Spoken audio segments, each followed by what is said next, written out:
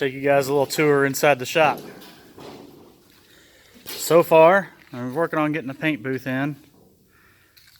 I got a lot of duct work and a whole lot of little pieces of wall everywhere.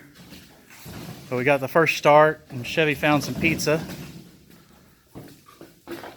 So this is as far as we've gotten with the paint room.